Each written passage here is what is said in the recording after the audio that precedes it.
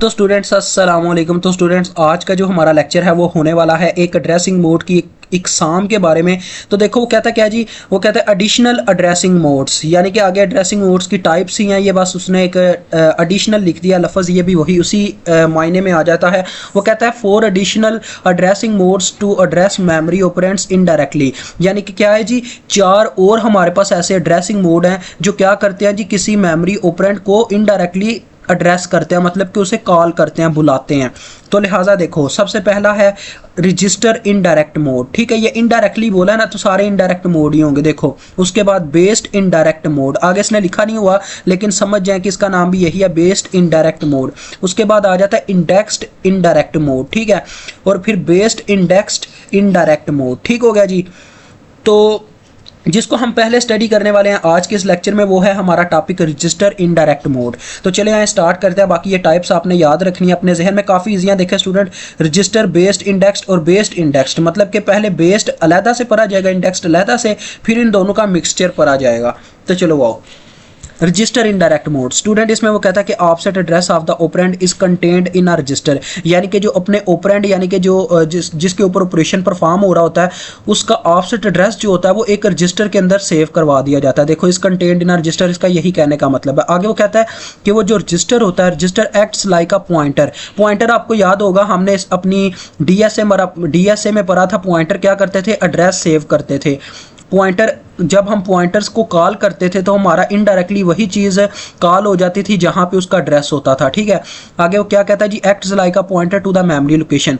जो हमारा रजिस्टर होता है वो पॉइंटर के तौर पे वर्क करता है मेमोरी लोकेशन में, यानी वहाँ पे हम पीटीआर का इस्तेमाल करते थे। आपको याद होगा स्टैरिक लगा के आगे पीटीआर लिखते थे। यहाँ पे क्या होता है, रजिस्टर का इस्तेमाल होता है। रजिस्टर स्टैरिक पीटीआर की जगह इस्तेमाल होता है मेमोरी लोकेशन में, मेमोरी लोकेशन को चेक करने के लिए। आगे आ जाएं। आगे स्टूडेंट देखें, ये वो बता रहा है, देखा बात आ गई ना, जैसे मैंने आपको बोला था। यह हम वैसे पहले भी स्टडी करते हैं। देखें स्टूडेंट, हमने जब प्रीवियस अभी लेक्चर में एक एग्जांपल देखी थी, उसमें मेमोरी लोकेशन कैसे बताई गई थी, 1 2 3 4 हेक्सा, और उसके बाद साथ में उसके स्केलर ब्रैकेट्स थी, जो कि पता क्या जाहिर करती हैं। जब कभी भी इस फॉर्म में आ जाएगा ना, तो समझ जाइएगा वो मेमोरी लोकेशन बता रहा है। ठीक है, यानी कि वो उसका एड्रेस बता रहा है, ना कि कोई वैल्यू अपने में सेव करवा रहा है। अब वो रजिस्टर जो इस काम के लिए हमारे, मतलब इस काम में हमारी मदद करते हैं, मतलब इसकी जगह इस्तेमाल होते हैं, वो कौन कौन से हैं। देखो एक BX रजिस्टर हो गया, ये तो आपको पता, सिंपल एक रजिस्टर हम जो इस्तेमाल करते आ रहे हैं। SI, और उसके बाद DI, और उसके बाद अपना BP। ठीक है, इन तीनों को इन चारों को आपने याद रखना है। ये चारों के चारों आपके काफ़ी कह ले के हेल्पफुल होने वाले हैं और इस टॉपिक का बहुत ही एक बड़ा हिस्सा है। इन चारों को याद रख लो, जहन में बिठा लो। BX है, BP है, SI DI। देखें काफ़ी ईजी है, इतना मुश्किल नहीं है। तो ये क्या कहना चाह रहा है, पहले उसने देखें बताया हमें कि जो मेमोरी लोकेशन को कहने के डिनोट करने के लिए इस्तेमाल होगा वो ये सिंबल होगा, मतलब कि स्केलर ब्रैकेट्स के अंदर रजिस्टर लिखा होगा। आगे उसने नीचे ये भी बताया कि वो रजिस्टर कौन सा होगा। देखो BX हो सकता है, SI हो सकता है, DI या फिर BP। समझ आ गई मेरी बात की।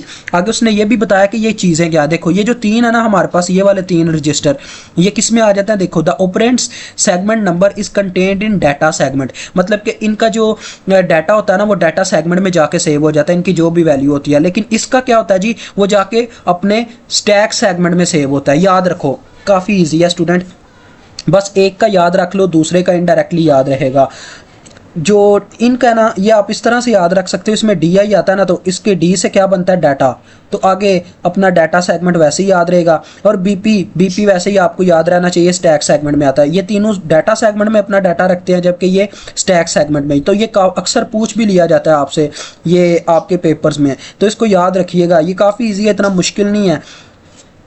आगे आ जाएं। अब ये मिसाल आई है, देखें स्टूडेंट काफ़ी इजी होने वाला है। देखो वो कहता है सपोज करो कि आपके ये जो SI है उसने क्या कंटेन किया हुआ है, SI ने अपने अंदर रखा हुआ है जी 0100 हेक्सा, यानी कि उसने ये एड्रेस रखा हुआ है। आगे वो करता है एंड द वर्ड, यानी कि वो वर्ड जो इस एड्रेस पे पड़ा हुआ है उसके अंदर क्या है जी, 1 2 3 4 हेक्सा की वैल्यू स्टोर है। ठीक है, तो हम करना क्या चाहते हैं, देखो उसने क्या किया जी, AX में वो वैल्यू को कॉल किया। देखा स्टूडेंट, मैंने आपको बोला था, देखो SI की तो वैल्यू है 100 हेक्सा, उसने हरगिज़ ने ये काम नहीं किया कि यहाँ पे 100 हेक्सा लिख के अपने AX में 100 हेक्सा मूव करवा दिया। देखो समझो मेरी बात को, वो कह रहा है कि SI कंटेन्स 0100 हेक्सा, ये एड्रेस है, यानी ये ऐसे ही है, आपने मेरे घर में जाना है, ना कि देखो मेरे घर का एड्रेस है, स्टूडेंट है फॉर एग्जांपल जलालपुर जटा, तो उसके बाद कह लें कि शहबाजपुर रोड, और हमारे घर का ये नंबर है, ये गली का नंबर है, इस तरह से, ठीक है। तो आपका हरगिज़ जब आप पूछोगे तो उसका ये मतलब नहीं होगा कि आपने शहबाजपुर जाना है, शहबाजपुर रोड पर जाना है, और ये हरगिज़ मतलब नहीं है कि आपने गली में जाके बस वहाँ पे अपनी मेहमान नवाजी करवानी है, घर आके करवानी है। तो यही मतलब है यहाँ पे कि ये बस मेरा एड्रेस है, ठीक है, ये इस नंबर का बस एड्रेस है। जब मैं अपने मूव ऑपरेशन को बोलूँगा स्केलर ब्रैकेट्स की मदद से कि भाई मैंने इस एड्रेस पे जाना है, ना कि इस गली में जाके मेहमान नवाजी करवानी है, तो उसे समझ आ जाएगी कि ये उस घर का एड्रेस पूछ रहा है जो कि क्या है 100H, और वो ये भी बता देगा ये मेरा नाम है, ठीक है, ये मेरे घर का एड्रेस है, ये मेरा नाम है। आप पूछोगे कि सर ये जो घर का एड्रेस है उसके मकान मालिक का क्या नाम है, तो वो ये वाला नाम बताएगा, ना कि घर के एड्रेस को ही रिपीट कर देगा 0100 हेक्सा, ठीक है। तो यही चक्कर है। देखो मैंने एड्रेस को कॉल किया तो क्या हुआ जी, वो वैल्यू यहाँ पे आ गई, मतलब कि इस चीज का पता क्या मतलब है, इनडायरेक्टली यही मतलब है कि यहाँ पे 1 2 3 4 हेक्सा आ रहा है, ठीक है। तो देखो जब मूव का ऑपरेशन परफॉर्म हुआ AX में वो वैल्यू आ गई जो इसके अंदर पड़ी हुई थी इस एड्रेस पे, तो उसके अंदर क्या वैल्यू आ गई 1 2 3 4 हेक्सा मूव हो गई। आगे वो क्या कहता है जी, the CPU examines SI and obtains the offset address. देखो उसने क्या किया जी, SI को एग्जामाइन किया यानी कि स्टडी किया, उसके बाद क्या किया जी, उसने उसका ऑफसेट एड्रेस लिया 100 हेक्सा, और फिर क्या किया जी, इसी एड्रेस को इस्तेमाल करते हुए, अब देखें हमें याद नहीं ना रहा, देखें उसने याद करवा दिया है। अभी अभी हमने ये बात पढ़ी है कि जो SI होगा वो किस में आएगा, डाटा सेगमेंट में अपना एड्रेस सेव करवाएगा। तो देखो इसने किस में सेव करवाया, डाटा सेगमेंट में। देखो ये वही तरीका है, DS रेशो 0100 हेक्सा। देखो पहले डाटा सेगमेंट और उसका आगे एड्रेस आ गया, ऑफसेट एड्रेस, ठीक है। आगे वो कहता है टू ऑब्टेन द वैल्यू। अब उसने क्या किया जी, इस एड्रेस को इस्तेमाल किया ये वैल्यू हासिल करने के लिए, एंड और फिर क्या करवा दिया, ये सारी इसकी तफसील बता रहा है कि किस किस तरह से ये काम हुआ है। आगे वो करता है, उसने क्या कर दिया, मूव करवा दिया 1 2 3 4 को AX में, यानी कि उसकी मेन वैल्यू को AX में मूव करवा दिया एड्रेस के थ्रू जाके, एक एक स्टेप बताया। देखो स्टूडेंट उसने बोला कि CPU किस तरह वर्क करता है, मतलब इसमें क्या काम होता है माइक्रो प्रोसेसर में। माइक्रो प्रोसेसर क्या करता है, पहले SI को एग्जामाइन करता है कि SI क्या करवा रहा है, और उसके ऑफसेट एड्रेस को क्या करता है, हासिल करता है, ऑब्टेन करता है। फिर उसी ऑफसेट एड्रेस को इस्तेमाल करते जो कि डाटा सेगमेंट की लाइन में आ जाता है, डाटा सेगमेंट रेशो और ये वाला एड्रेस, इसी को इस्तेमाल करते हुए वो इस एड्रेस पे जो वैल्यू पड़ी होती है उसको हासिल करता है, और फिर क्या करता है जी, उस वैल्यू को मूव करवा देता है अपने AX में। बस ये उसने तफसील बताई है। आगे देखें, आगे आ गई है बात ये, तो ये उसने उसी चीज़ को एक्सप्लेन किया। आगे देखें,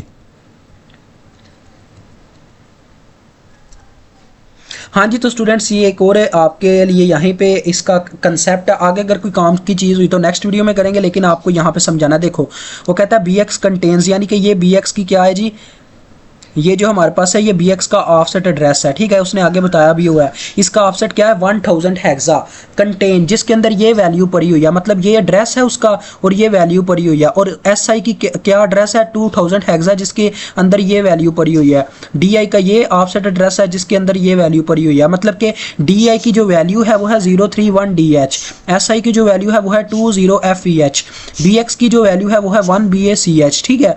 अब समझ गए मेरी बात को। आगे वो क्या कहता है जी, where the above offset are in the data segment addressed by DS। देखो अब ये जो तीनों के तीनों रजिस्टर आए हैं, ये जो इस्तेमाल हो रहे हैं BX SI DI, इनमें BP नहीं है। इसका मतलब ये इनका किससे तल्लुक रखते हैं, ये तीनों डाटा सेगमेंट से। अगर BP होता तो वो तल्लुक रखता होता है स्टैक सेगमेंट से। अब देखो वो कहता है कि tell which of the following instructions are legal, मुझे आपने ये बताना है कि इनमें से कौन सी इंस्ट्रक्शन लीगल है। इफ लीगल, अगर वो लीगल हैं तो उनका सोर्स ऑफसेट एड्रेस क्या है, और रिजल्ट यानी कि नंबर मूव करने से क्या होगा, यानी कि कोई चक्कर ही कोई ऑपरेशन हमने उसको बताना जो परफॉर्म करेगा फिर क्या होगा। देखो पहले बता रहा है मूव BX कामा BX का ऑफसेट, BX का एड्रेस उसने यहाँ पे दिया हुआ है, मेमोरी एड्रेस। देखो BX का एड्रेस यहाँ पे आया 1000 हेक्सा, यहाँ पे आ गया, ठीक है जी। इसके अंदर आएगा 1000 हेक्सा, यानी हमने लिखना इसी तरह से है, वो सारा काम असेंबलर का वो समझ जाएगा।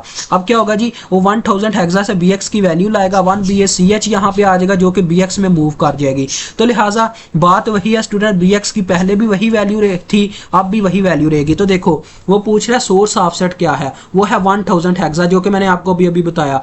और रिजल्ट यानी कि मूव करने के बाद bx में आके क्या सेव होगा, तो देखो वही वैल्यू सेव हुई जो bx के एड्रेस पे पड़ी हुई थी। आगे वाले ऑपरेशन में आ जाओ, ये आपको थोड़ा अच्छी तरह से समझाएगा। देखो स्टूडेंट, अब यहाँ पे SI का ऑफसेट एड्रेस पूछ रहा है, SI का मेमोरी एड्रेस, तो वो क्या है हमारे पास 2000 हेक्सा। तो 2000 हेक्सा पे जो वैल्यू है 20 FEH वो क्या होनी है, CX में मूव होनी है। तो यही देखो रिजल्ट आ रहा है 2000 हेक्सा हमारे सोर्स ऑफसेट है, यानी इसका एड्रेस, और वैल्यू कौन सी मूव हुई CX के अंदर है 20 FEH, जो कि इस एड्रेस पे पड़ी हुई थी। आगे आ जाओ, अब ये भी काफ़ी इंपॉर्टेंट है। देखो AX के अंदर जो वैल्यू पड़ी हुई है स्टूडेंट, ये हमारे पास अब एक इलीगल है। पता क्यों? क्योंकि जो मतलब कि मेमोरी एड्रेस को कॉल करने के लिए इस्तेमाल होते हैं ना, वो हमने कौन कौन से पढ़े थे, BX, SI और DI, और उसके बाद एक था BP। उसके अलावा कोई रजिस्टर इस काम के लिए इस्तेमाल नहीं हो सकता, लिहाजा इसमें AX आ गया, या DX, हाँ DX भी नहीं चलेगा और CX भी नहीं चलेगा। AX, DX, CX ऐसे कोई रजिस्टर काम नहीं आएंगे इन चारों के अलावा जो हमने स्टडी की है, BX, SI, DI और उसके बाद BP था। तो लिहाजा ये कहेगा इलीगल। देखो स्टूडेंट्स, आगे समझ किसमें सोर्स रजिस्टर, ये सोर्स होता है, ये होता है हमारा डेस्टिनेशन। इसमें जो सोर्स रजिस्टर है वो इलीगल है, वो इस्तेमाल नहीं होता इस काम के लिए। आगे आ जाओ, अब वो कह रहा है ऐड करो SI और DI के मेमोरी एड्रेसेस को, ठीक है। अब ये भी इलीगल है। पता है क्या इसकी वजह ये है कि कभी ऐसा नहीं हो सकता कि आप मेमोरी लोकेशन को डेस्टिनेशन भी बना दो और सोर्स ऑपरेंड को भी मेमोरी लोकेशन बना दो, इससे ये इलीगल होता है। वैसे ये दोनों जमा हो सकते हैं, लेकिन मेन मसला पता है क्या है, इसे वैसे ही हमने चौथे चैप्टर में पढ़ा था कि मेमोरी टू मेमोरी काम नहीं हो सकता, ऐसा बिल्कुल भी अलाउ नहीं है। तो ये इस वजह से इलीगल है। देखो उसने आगे बताया भी हुआ है कि memory to memory addition illegal होती है। आगे आ जाओ, अब बस उसने इतना बोला हुआ है इंक्रीमेंट करो DI के अंदर, तो देखो इंक्रीमेंट हुआ स्टूडेंट, इससे कोई फर्क नहीं पड़ा। देखो सिर्फ अगर हमारे पास मेमोरी लोकेशन के अंदर कोई ऑपरेशन परफॉर्म हो रहा है फिर भी कोई फर्क नहीं आएगा, मतलब कि इसमें इलीगल की कोई बात नहीं आएगी। अब DI का क्या था जी, सोर्स, उसने पहले पूछा सोर्स ऑफसेट, वो तो 3000 हेक्सा था। अब इसमें एक जमा करवाना है, तो आपको पता होना चाहिए जब हम इसमें एक जमा करवाएंगे तो D के अंदर ही जाके एक जमा होना है। अगर अब D की क्या वैल्यू होती है, D की वैल्यू होती है, अगर हम डेसिमल में सोचें तो ये कितनी होती है, A होता है 10 पे, B होता है हमारा 11 पे, C होता है अपना 12 पे, D होता है 13 पे। तो देखो D के अंदर जब मैं एक जमा करवाऊंगा तो क्या होगा जी, इंक्रीमेंट हो रहा है ना, तो एक जमा करवाऊंगा तो क्या हो जाएगा, ये हो जाएगा अपना 14 पे। हमारे पास हेक्सा में 14 किस चीज को प्रेजेंट करता है, E को, तो देखो उसकी जगह E आ गया। बस इतनी सी बात थी। आज का लेक्चर यहाँ पे स्टॉप करते हैं। मुझे उम्मीद है आपको समझ आ गई होगी। काफ़ी ईजी है स्टूडेंट, इतना मुश्किल नहीं है जितना आप समझते हो। बस एक दफ़ा समझ जाओगे तो आपको बहुत आसानी रहेगी। अभी आपसे इजाज़त चाहता हूँ। अल्लाह हाफिज़, अस्सलाम वालेकुम।